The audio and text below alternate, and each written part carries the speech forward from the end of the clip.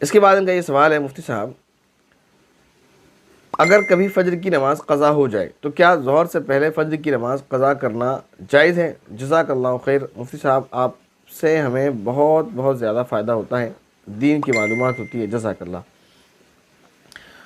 تو فجر کی نماز اگر کبھی قضا ہو جائے تو ظہر سے پہلے نہیں، بلکہ جب بھی آپ کو طلوع آفتاب کے بعد موقع مل جائے جلد سے جلد اس نماز کو پڑھنے کی کوشش کریں۔ ظہر سے پہلے تک کا انتظار نہ کریں، بلکہ جتنا جلدی ہو سکتا ہے اتنا جلدی آپ پڑھیں۔ اور پھر اگر ایسا ہوا کسی وجہ سے وقت نہیں ملا، موقع نہیں ملا، سفر میں تھے یا کہیں ایسی جگہ تھے کہ فجر کی نماز قضا ہو گئی اور ظہر کا وقت داخل ہو گیا، تو پھر اس وقت آپ ظہر کی نماز سے پہلے فجر کی نماز پڑھ سکتی ہیں۔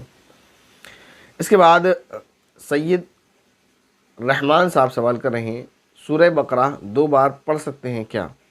تو اس سوال کا کوئی خاص وجہ اگر آپ کے پاس ہے، اس کی وجہ کوئی کہ کسی نے آپ سے کچھ کہا اس بارے میں، تو آپ کو لکھنا چاہیے تھا تاکہ واضح ہو جاتا، ہمیں بھی علم میں اضافہ ہوتا کہ کیا بات مشہور ہے اس بارے میں۔ جب ہم قرآن کریم روزانہ پڑھتے ہیں تو سورہ بقرہ کئی بار ہم پڑھتے ہیں، اپنی زندگی میں کئی بار پڑھ چکے ہیں، تو سورہ بقرہ 2 بار پڑھ سکتے ہیں، اس میں سوال ادھورا ہے۔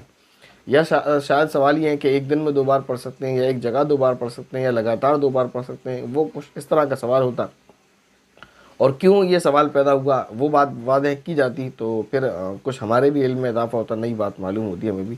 بہرحال یہ کہ سورہ بقرہ 2 بار نہیں، 4 بار پڑھ سکتے ہیں، 8 بار پڑھ سکتے ہیں، اور سورہ بقرہ ہی نہیں، قرآن کریم کی کوئی بھی سورت جتنی بار چاہیں آپ اتنی بار پڑھ سکتے ہیں۔